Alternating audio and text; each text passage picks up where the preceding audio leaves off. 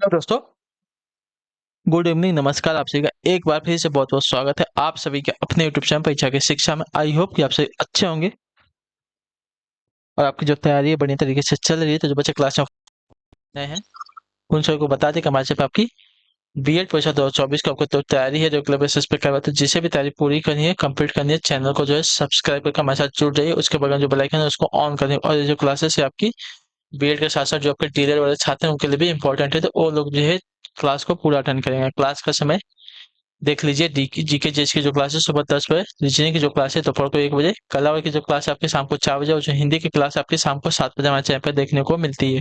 ठीक है, तो हमारे क्लासेस का जो शेड्यूल आप लोग याद करके इसी टाइम पे वो क्लासेस से जुड़ने आप तय को जो पूरा है पूरा कंप्लीट करना। ठीक है, बाकी आपका कोई भी डाउट हो, कोई भी क्वेश्चन हो, कोई भी क्वेरी हो, तो आप हमें आके इंस्टाग्राम पर पूछ सकते हैं। परीक्षा की शिक्षा हमारे इंस्टाग्राम का पेज है, नीचे डिस्क्रिप्शन में आपको इसका लिंक मिल जाएगा। ठीक है, पीडीएफ बाकी नोट्स के लिए आपको हमारे जो टेलीग्राम का चैनल उसको ज्वाइन करना पड़ेगा। परीक्षा की शिक्षा का नीचे डिस्क्रिप्शन आपको इसका भी जो है लिंक मिल जाएगा। ठीक है, यहाँ पे डेली बेसिस पे आपका जो क्लास का अपडेट दिया जाता है और जो आपका एग्जाम का अपडेट होगा अभी आपको यहाँ पे बताया जाएगा आगे के बारे में। तो आप आके यहाँ पे हमें फॉलो कर लीजिए। ठीक है, तो चलेंगे क्लास स्टार्ट करेंगे। स्टार्ट करने से पहले जिसने भी अभी तक फॉर्म नहीं भरा है, यूपीबीएड का फॉर्म आपका 10 मार्च को लास्ट डेट है, तो आप जाके फॉर्म भर दीजिए। ठीक है, तो चलिए क्लास स्टार्ट करें। ध्यान से क्वेश्चन को देख के उत्तर देते हुए चलेंगे। और फिर बाकी स्टेट की बात करें तो अभी किसी और का जो है कुछ अपडेट आया नहीं है, तो जैसे ही आएगा आपको उसका बता दिया जाए। ठीक है, चलिए हमको क्या बताना है, 1 मिनट रुक जाइए।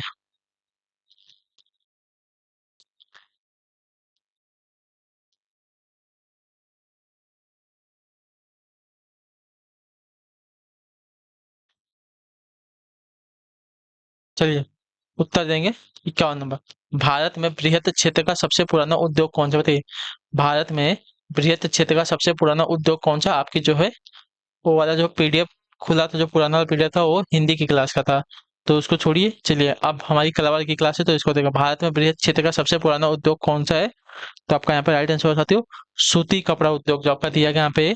ये वाला विकल्प आपका सही उत्तर हो जाएगा। ठीक है, क्लियर से होगा इसके बारे में। कपड़ा उद्योग भारत का सबसे बड़ा संगठित, व्यापक एवं पुराना उद्योग है, जो देश के औद्योगिक उत्पादन का 14% सकल घरेलू उत्पाद का लगभग जो है 24% कुल विनिर्मित औद्योगिक उत्पाद का जो है 20% व कुल निर्यातों को जो है 23% की आपूर्ति करता है। इतना याद रखें। ठीक है, तो भारत में बृहत क्षेत्र का सबसे पुराना उद्योग आपका सूती कपड़ा उद्योग है। ठीक है, अगला क्वेश्चन देखिए आपका 52 नंबर, ध्यान से देखकर उत्तर दीजिएगा। अटेंशन होगा, निम्नलिखित बंदरगाहों में से किस पर राजा के रविनाश र निवास के लिए विदेशों से जो है सुंदर सुकुमारियां लाई जाती थी, बताइए।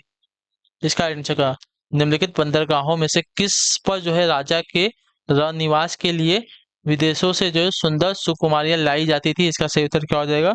तो आपका राइट आंसर साथियों, बच्चों भड़ौस पे, भड़ौस बंदरगाह पे जो आपका दिया गया यहाँ पे डी वाला विकल्प आपका राइट आंसर। ठीक है, भड़ौस बंदरगाह पे जो है राजा के निवास के लिए विदेश से सुंदर सुकुमारियां लाई जाती थी। ठीक है, अगला क्वेश्चन देखिए आपका 53 नंबर, भारत एक दोहरी व्यवस्था मानी जाती है क्योंकि, भारत एक दोहरी व्यवस्था मानी जाती है क्योंकि यहाँ उत्पादन की पिछड़ी तकनीक एवं उच्च तकनीक दोनों का जो है सह अस्तित्व है। ठीक है, जो आपका दिया गया यहाँ पे ये वाला विकल्प आपका राइट है। ठीक है, भारत एक दोहरी अवस्था मानी जाती है, अर्थव्यवस्था मानी जाती है क्योंकि यहाँ उत्पादन की पिछड़ी तकनीक एवं उच्च तकनीक दोनों का सह अस्तित्व है। ठीक है, अगले क्वेश्चन बढ़ेंगे। 54 नंबर पर ध्यान से देखिएगा, बताइएगा आंसर क्या हो जाएगा। क्या देगा, निम्नलिखित में से किसका भुगतान जो है सरकार द्वारा नहीं किया जाता है।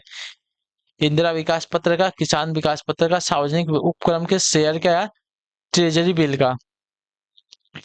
तो आपका राइट आंसर हो जाएगा साथियों यहाँ पे सार्वजनिक उपक्रमों के शेयर का। ठीक है, सार्वजनिक उपक्रमों के शेयर का जो भुगतान है किसके द्वारा, सरकार द्वारा नहीं किया जाता, याद रखेंगे। ठीक है, बाकी इंदिरा विकास पत्र का, किसान विकास पत्र का और ट्रेजरी बिल का विकास जो भुगतान है सरकार द्वारा किया जाता है। ठीक है, क्लियर सभी को। चलिए अगला प्रश्न देखेंगे, 55 नंबर प्रश्न है, ध्यान से देख के उत्तर दीजिएगा। अटेंशन का, निम्नलिखित मार्गों में से किसे जो है सिल्क मार्ग की संज्ञा से संज्ञापित किया गया है, बताइए। सिल्क मार्ग के बारे में मैंने आपको दोपहर को बताया, मतलब सुबह वाली क्लास में बताया था, जीके वाले। ठीक है, तो देखिए सिल्क मार्ग की संज्ञा से संज्ञापित किया गया है क्या, तो आपका राइट आंसर हो जाएगा चीन को रोमन साम्राज्य से जोड़ने वाला मध्य एशियाई मार्ग जो आपका दिया गया यहाँ पे, ये वाला विकल्प आपका राइट आंसर। मैं आपका भी नॉलेज टेस्ट लेता हूँ कि सिल्क मार्ग का निर्माण किसने करवाया था? मैंने सुबह वाली क्लास में बताया था। तो जिसने भी इसका आंसर दिया तो मैं समझ जाऊंगा कि हाँ उसने सुबह की क्लास जो है अच्छे से अटेंड की है। ठीक है, चलिए। सुबह वाली क्लास में मैंने सिल्क मार्ग के बारे में आपको बताया था। मोड़ पर सीमांत उपयोगिता क्या होती है? बताइए, मोड़ पर सीमांत उपयोगिता क्या होती है? तो मोड़ पर सीमांत उपयोगिता जो आपकी होती है अधिकतम होती है। सिर्फ आप लोग कमेंट में बात करते हैं ना, देखता हूँ मैं अभी आपकी कितनी नॉलेज है। ठीक है, सीमांत मोड़ पर सीमांत उपयोगिता कितनी है? तो देखिए अधिकतम होती है। ठीक है, मोड़ पर सीमांत उपयोगिता जबकि अधिकतम होती है, जो आपका दिया गया यहाँ पे बी वाला ऑप्शन आपका सही उत्तर। ठीक है, अगले क्वेश्चन बढ़ेंगे। 57 नंबर पे ध्यान से देखिएगा, बताइएगा आंसर क्या हो जाए। यदि एक सीधी मांग रेखा एक वक्र रेखीय मांग वक्र को स्पर्श करती है तो दोनों मांग वक्रों की लोच जो है स्पर्श बिंदु पर क्या होगी? बताइए, यदि एक सीधी मांग रेखा एक वक्र रेखीय मांग वक्र को स्पर्श करती है तो दोनों मांग वक्रों की लोच स्पर्श बिंदु पर क्या होगी? एक होगी, भिन्न होगी, या तो एक होगी या तो भिन्न होगी, या यह स्पर्श बिंदु की स्थिति पर निर्भर करता है। तो आपका आंसर हो जाएगा साथियों यहाँ पे जो दिया गया है भिन्न होगी। ठीक है, क्लियर होगा इसके बारे में।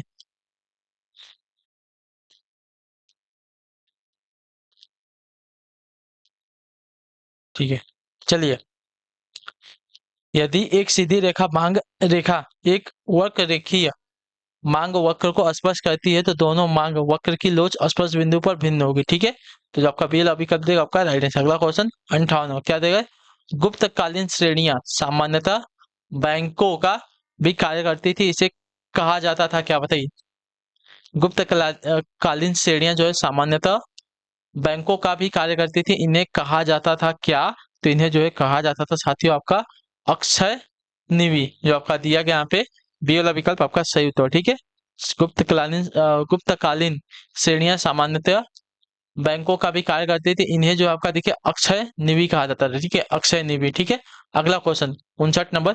जिस समय महमूद गजनवी ने आक्रमण किया उस समय हिंदू शाही वंश की राजधानी थी क्या? बताइए। तो आपका राइट आंसर उद्भांड थी, जो आपका दिया गया पे ए वाला विकल्प आपका सही था। ठीक है, जिस समय महमूद गजनवी ने भारत पर आक्रमण किया, मतलब आक्रमण किया उस समय हिंदू शाही वंश की राजधानी जो थी आपकी उद्भांड थी। ठीक है, अगले क्वेश्चन बढ़ेगा आपका 60 नंबर पर। ध्यान से देखिएगा, उत्तर देने की कोशिश करिएगा। निम्नलिखित कथनों में से कौन जो है नागभट्ट द्वितीय के संदर्भ में लागू नहीं होता? बताइए, निम्नलिखित कथनों में से कौन जो आपका नागभट्ट द्वितीय के संदर्भ में लागू नहीं होता है? तो आपका राइट आंसर हो जाता है साथियों, उसने जो आपका 810 ईस्वी में गोविंद तृतीय को पराजित किया था, ये आपका उसमें संदर्भ में द्वितीय मतलब किसके नागभट्ट द्वितीय के संदर्भ में लागू नहीं होते। बताइए, बाकी जो दिया गया यह जो है वत्स राज्य का पुत्र था एवं इसकी माता का नाम जो आपका सुंदर देवी था, ये भी सही है, पहला सही है कथन। उसके बाद उसका पुत्र जो आपका रामभद्र जो है गद्दी पर बैठा था, ये कथन भी सही है। उसने जो है पाल सम्राट धर्मपाल को पराजित किया था, ये भी आपका कथन सही है। लेकिन जो दिया गया उसने 810 ईस्वी में गोविंद तृतीय को पराजित किया था, ये कथन जो दिया गया है नागभट्ट द्वितीय के संदर्भ में आपका गलत हो जाएगा, लागू नहीं होता है इसके बारे में। ठीक है, क्लियर सभी इसके बारे में। चलिए, अगला क्वेश्चन देखा आपका 61 नंबर। ध्यान से देखिए, बताने की कोशिश करेंगे सही उत्तर क्या होगा। निम्नलिखित में से किसको जो है आर्थिक लागत कहा जाता है? आर्थिक लागत जो है किसको कहा जाता है? अवसर लागत को, मौद्रिक लागत को, वास्तविक लागत को, या सभी को? तो देखिए, आर्थिक लागत जो है कहा जाता है साथियों को मौद्रिक लागत को, जो आपका बीएल अभी कब देगा आपका राइट आंसर होगा। ठीक है, क्लियर सभी इसके बारे में।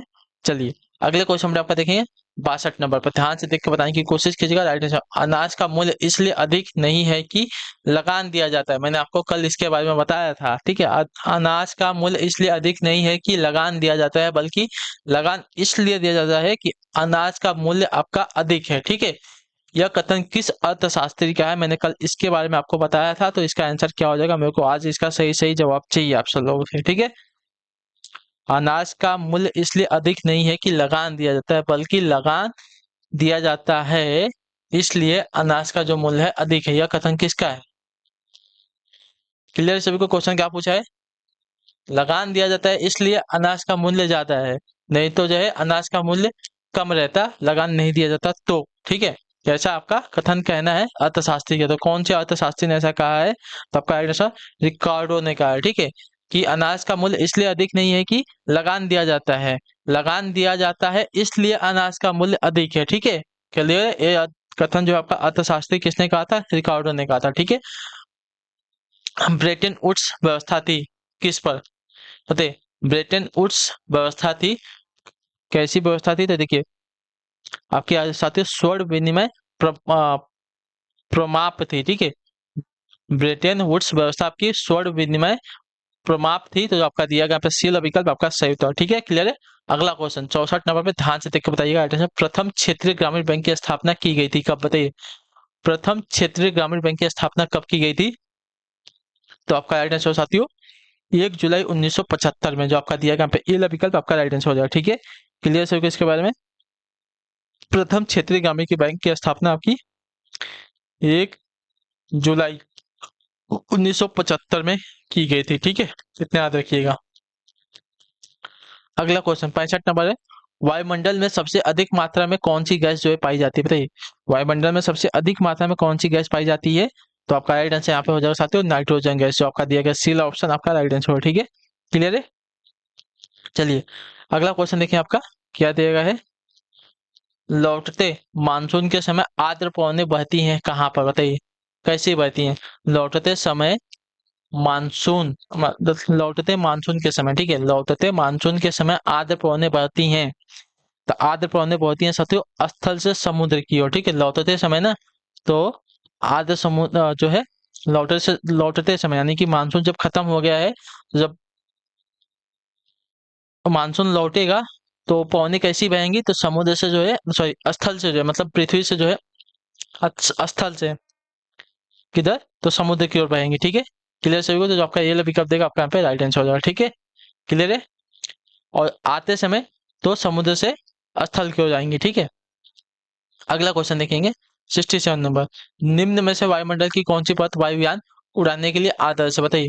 निम्न में से वायुमंडल की कौन सी परत जो है वायुयान उड़ाने के लिए आदर्श है, तो आपका राइट आंसर हो जाएगा साथियों यहाँ पे कौन सा, तो आपका सही उत्तर हो जाएगा समताप मंडल, ठीक है। वायुमंडल में आपकी वायुयान कहाँ उड़ती है, तो समताप मंडल में याद रखेंगे, ठीक है, तो जो आपका दिया गया यहाँ पे बी वाला विकल्प आपका राइट आंसर, ठीक है।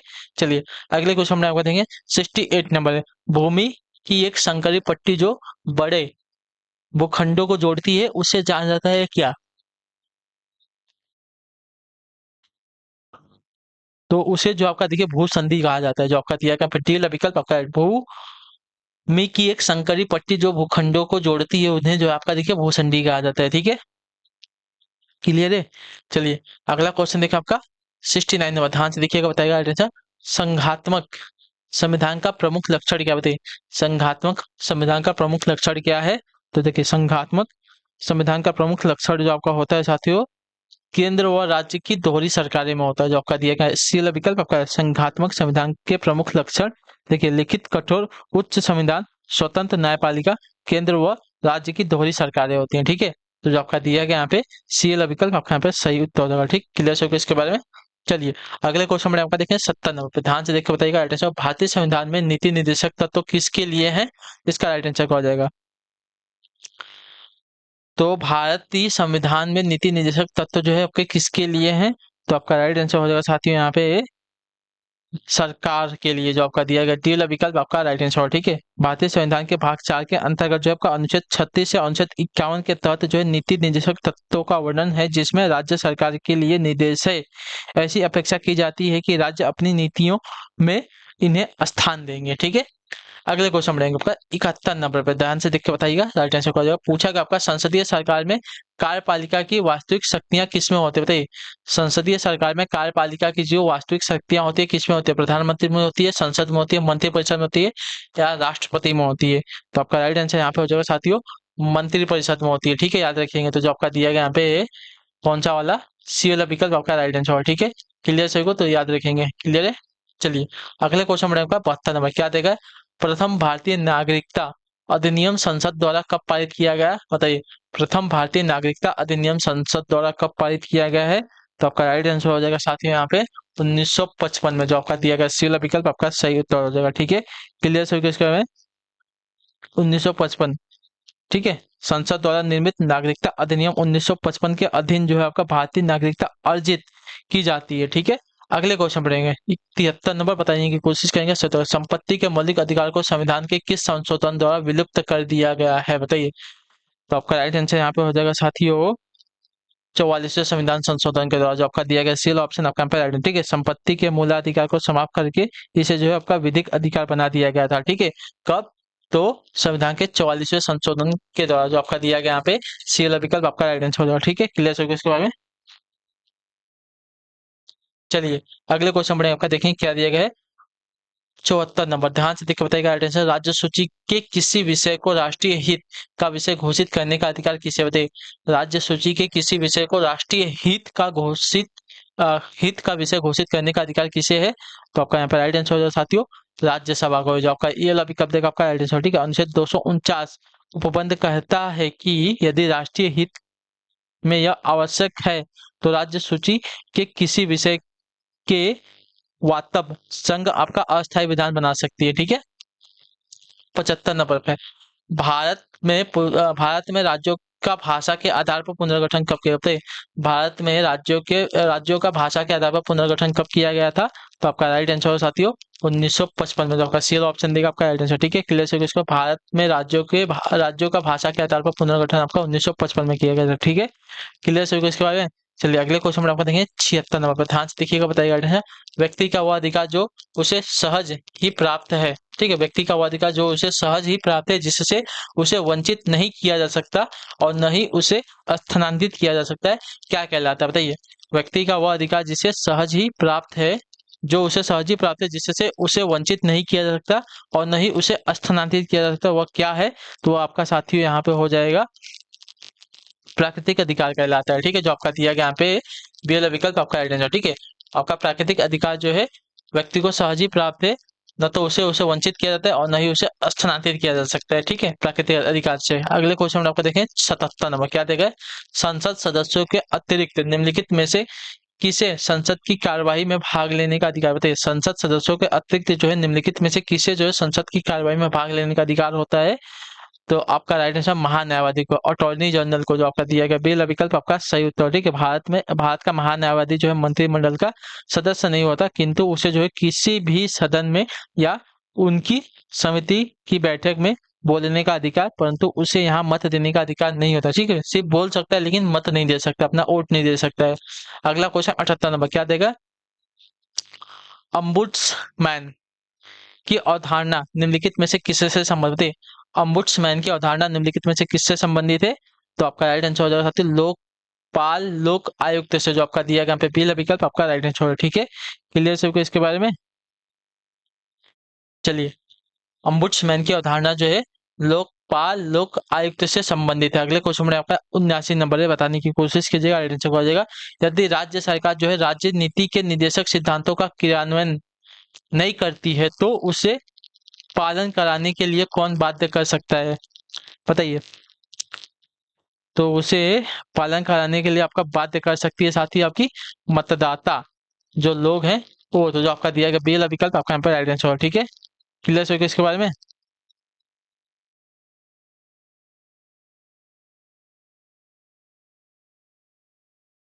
ठीक है, अगला क्वेश्चन देखा आपका, क्या देगा? 80 नंबर है, बताइएगा राइट आंसर क्या हो जाएगा।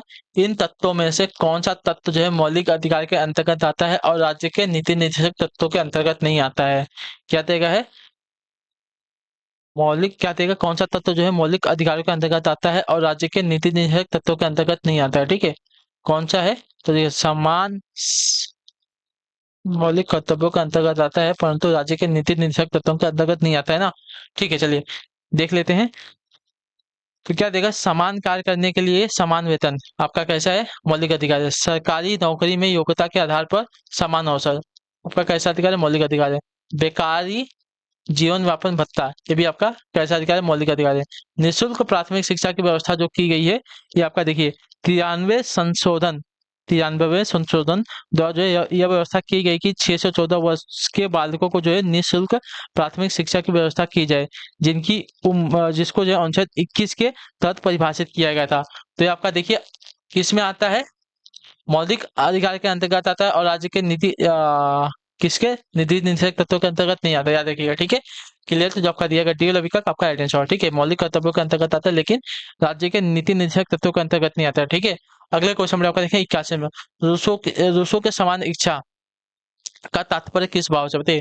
रूसों के समान इच्छा का तात्पर्य जो है किस भाव से है, तो आपका राइट आंसर हो जाएगा साथियों वो जो समस्त समुदाय के हित में होता है। ठीक है, तो जो आपका दिया गया सी वाला विकल्प आपका राइट आंसर। रूसो के अनुसार समान इच्छा का संबंध जनहित से है, व्यक्तिगत हित से नहीं है। इसका लक्ष्य जो है सार्वजनिक कल्याण करना होता है। ठीक है, चलिए अगले क्वेश्चन पर आपका देखें 82 नंबर।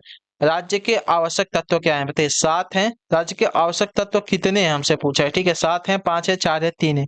तो राज्य के 4 जो है आपके अनिवार्य तत्व हैं। ठीक है, 4 आपके अनिवार्य तत्व हैं, तो जो आपका सी ऑप्शन देगा आपका यहाँ पे राइट आंसर क्या है। पहला जनसंख्या है, दूसरा प्रदेश है, तीसरा शासन है, चौथा आपका प्रभुसत्ता है। अगला क्वेश्चन 83 नंबर। रक्त संबंध से समाज और समाज से राज्य की उत्पत्ति हो रही है। ठीक है, रक्त संबंध से समाज और समाज से जो आपकी राज्य की उत्पत्ति, यह कथन किस विचारक का है। तो बहुत ही इंपॉर्टेंट है ये जो है आपका देखिए मैकावर का विचार है। ठीक है, रक्त संबंध से समाज का और समाज से जो आपका राज्य की उत्पत्ति हुई है, यह कथन जो है आपका मैकावर का है। ठीक है, याद रखेंगे। अगले क्वेश्चन पर आपका 84 नंबर बताइएगा आंसर होगा। यह कथन किसका है कि स्वतंत्रता और समानता न तो एक दूसरे के विरोधी हैं और न ही पृथक, वे एक आदर्श के दो रूप हैं। ठीक है, यह किसका कथन बताइए। स्वतंत्रता और समानता एक दूसरे के न तो विरोधी हैं और न ही पृथक हैं, वे एक आदर्श के दो रूप हैं। यह कथन किसका है। तो आपका राइट आंसर हो जाएगा साथियों समानता, स्वतंत्रता और समानता न तो एक दूसरे के विरोधी और न ही पृथक है, वे एक दूसरे का आदर्श है, आदर्श के रूप है। ठीक है, वे एक आदर्श के दो रूप हैं। यह जो कथन आपका देखिए हर्बर्ट डीन का है। ठीक है, हर्बर्ट डीन का है, तो जो आपका दिया गया सी वाला विकल्प आपका राइट आंसर। ठीक है, अगला क्वेश्चन 85 नंबर क्या देगा, ध्यान से देखिएगा, बहुत ही बड़ा क्वेश्चन दिया गया। राज्य के कार्यों की परंपरागत विचारधारा के अनुसार। ठीक है, राज्य के कार्यों की परंपरागत विचारधारा के अनुसार अनिवार्य तथा ऐच्छिक दो भागों में बांटा गया है, लेकिन वर्तमान समय में राज्य की अवधारणा के अनुसार अनिवार्य और ऐच्छिक का भेद समाप्त है तथा समस्त कार्य अनिवार्य ही माने जा रहे हैं। यह किससे संबंधित है। तो ये आपका संबंधित हो साथियों लोक कल्याणकारी राज्य से, जो आपका दिया गया यहाँ पे ये विकल्प आपका सही उत्तर हो जाएगा। ठीक है, क्लियर सभी को। क्या देगा, राज्य के कार्यों की परंपरागत विचारधारा के अनुसार अनिवार्य तथा ऐच्छिक दो भागों में बांटा गया है, लेकिन वर्तमान समय में राज्य की अवधारणा के अनुसार अनिवार्य और ऐच्छिक का भेद समाप्त हो गया है तथा समस्त कार्य जो कि अनिवार्य ही माने जाते हैं। यह जो है किससे संबंधित है, आपका लोक कल्याणी राज्य से संबंधित है। ठीक है, तो जो आपका दिया गया ये विकल्प आपका राइट आंसर। ठीक, चलिए अगले क्वेश्चन में आपका देखेंगे 86 नंबर। निम्नलिखित में से कौन सी विशेषता फांसीवाद में पाई जाती है। फांसीवाद में कौन सी विशेषता पाई जाती है।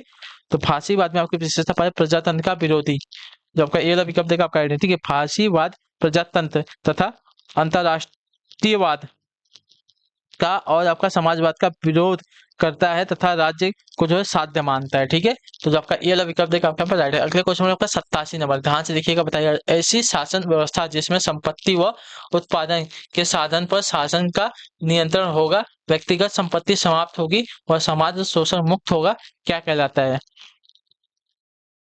तो आपका देखिए समाजवाद कहलाता है, जो आपका डी विकल्प देगा आपका राइट आंसर। ठीक है, क्लियर सभी को। ऐसी शासन व्यवस्था जिसमें संपत्ति व उत्पादन के साधन पर जो है शासन का नियंत्रण होगा, व्यक्तिगत संपत्ति समाप्त होगी व समाज शोषण मुक्त होगा, क्या कहलाता है। तो आपका समाजवाद कहलाता है ऐसा सिस्टम। ठीक है, क्लियर है। अगले क्वेश्चन में आपका देखें 88 नंबर क्या देगा, संयुक्त राष्ट्र संघ के कुल कितने मुख्य अंग है। बताइए संयुक्त राष्ट्र संघ के कुल कितने मुख्य अंग है। तो आपका राइट आंसर हो जाएगा साथियों यहाँ पे कुल 5 मुख्य अंग है। कौन कौन से हैं।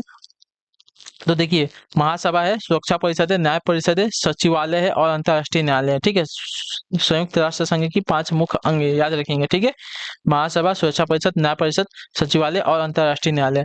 अगला क्वेश्चन 89 नंबर, लॉक ने कितनी पुस्तकें लिखी हैं।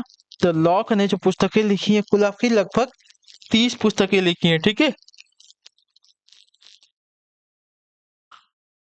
तो जो आपका ए ऑप्शन देगा आपका राइट आंसर। अगला क्वेश्चन 90 नंबर, हॉब्स की किस पुस्तक में उसे जो है अमर बना दिया। बताइए हॉब्स की किस पुस्तक ने उसे जो है अमर बना दिया। तो आपका राइट आंसर हो जाएगा यहाँ पे लेवियाथन ने। ठीक है, लॉब्स की लेवियाथन पुस्तक ने जो है उसे अमर बना दिया है। ठीक है, क्लियर हो गया इसके बारे में। और आपकी जो प्रकाशित हुई थी 1651 ईस्वी में प्रकाशित हुई थी। ठीक है, चलिए मनु द्वारा प्रतिपादित राज्य की उत्पत्ति के देवी सिद्धांत में राजा को किसके अधीन माना है। बताइए मनु द्वारा प्रतिपादित राज्य की उत्पत्ति के देवी सिद्धांत में राजा को किसके समान माना है। तो आपका राइट आंसर हो जाएगा साथियों ईश्वर के अधीन, जो आपका दिया गया यहाँ पे सी विकल्प आपका सही उत्तर। ठीक है, चलिए अगले क्वेश्चन में आपका देखिए 92 नंबर, मौलिक कर्तव्यों को संविधान के किस संशोधन द्वारा जो है सम्मिलित किया गया है? अतः मौलिक कर्तव्यों को जो है संविधान के किस संशोधन द्वारा सम्मिलित किया गया है? तो आपका राइट आंसर हो जाएगा साथी यहाँ पे, एक मिनट, 42वें संविधान संशोधन 1976 के द्वारा, ठीक है, याद रखिएगा। जो आपका दिया गया पे डी वाला विकल्प आपका राइट आंसर, ठीक है। 42वें संविधान संशोधन 1946 के द्वारा, ठीक है, मौलिक कर्तव्यों को जो है संविधान के संशोधन में सम्मिलित किया गया था, याद रखेंगे, ठीक है। क्लियर सभी को इसके बारे में। अगले क्वेश्चन में आपको देखें 93 नंबर, भारत में किस कारण से जो है शासन संघात्मक है, बताइए। भारत के किस कारण से जो है शासन आपकी संघात्मक है? तो आपका राइट आंसर हो जाएगा यहाँ पे, संविधान में संघ व राज्यों के मध्य शक्तियों का वितरण किया गया है, इसकी वजह से, ठीक है। भारत में जो है किस कारण से, तो संविधान में संघ एवं राज्यों के मध्य शक्तियों का विवरण किया गया है, इस कारण से जो है शासन जो आपका संघात्मक है, याद रखेंगे, ठीक है। क्लियर सबको इसके बारे में। चलिए अगला क्वेश्चन देखिए आपका 94 में, प्रेम सागर किसकी रचना है? प्रेम सागर किसकी रचना है? तो प्रेम सागर जो आपके देखिए लल्लू लाल जी की रचना है, तो जो आपका सी वाला विकल्प देगा आपका राइट आंसर होगा, ठीक है। चलेंगे अगले क्वेश्चन 95 में, क्या देगा, रिक्त स्थान के लिए उपयुक्त शब्द का चयन करना। शांति संधि से पूर्व प्रधानमंत्री ने वरिष्ठ मंत्रियों के साथ क्या की? तो आपका राइट आंसर साथियों, बैठक की। मंत्री क्या करते हैं? बैठक करते हैं, ठीक है। तो शांति संधि से पूर्व प्रधानमंत्री ने वरिष्ठ मंत्रियों के साथ बैठक की, ठीक है। क्लियर सबके इसके बारे में। तो जो आपका दिया गया है, बैठक नहीं की, गलत हो जाएगा आपका, ठीक है। आप लोग भी यस यस बोल रहे हैं, मंत्रणा की, मंत्री के साथ क्या करेंगे? मंत्रणा करें। तो जो आपका बी विकल्प देगा आपका राइट, शांति संधि से पूर्व प्रधानमंत्री ने वरिष्ठ मंत्रियों के साथ क्या की? मंत्रणा की, ठीक है। अगला क्वेश्चन 96 नंबर, काव्य पाठ में दो पक्ष होते हैं, कौन कौन से होते हैं? काव्य पाठ में दो पक्ष होते हैं, कौन कौन से? तो पद्य और गद्य। जो आपका सी ऑप्शन देगा आपका राइट आंसर होगा, ठीक है। क्लियर है? गलत है, भाव पक्ष और कला पक्ष होता है, ठीक है। मैं भी आपको टेस्ट कर रहा हूँ, देखता हूँ आप लोग कैसा, सिर्फ जो मैं बोलता हूँ उस पर आप लोग फटाफट आंसर दे दें। काव्य पाठ के दो पक्ष होते हैं, भाव पक्ष और कला पक्ष, ठीक है। चलिए अगला क्वेश्चन 97 नंबर, घ का उच्चारण स्थान कौन सा होगा, बताइए। ये तो बहुत इजी क्वेश्चन, मैंने आपको कई बार बता दिया है, ठीक है। घ का उच्चारण स्थान क्या होता है? तो घ का उच्चारण आपका कंठ होता है, जो आपका पीला विकल्प देगा आपका सही उत्तर, ठीक है। अगला question, this mangoes are rotten throw dash dash dash away. तो this mangoes are rotten throw them away, ठीक है। जो आपका दिया गया यहाँ पे डी वाला विकल्प आपका राइट आंसर होगा, ठीक है। चलिए अगला question, we enjoy dash dash on the river ourself, कौन सा हो जाए? Itself, on self.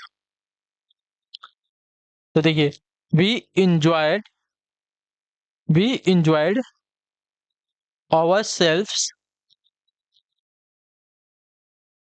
On the river. तो जो आपका बी वाला विकल्प देगा आपका सही उत्तर। अगला question 100 number, adjective of the body, adjective of the body, corporal, bodily, corporeal, all of this, ठीक है।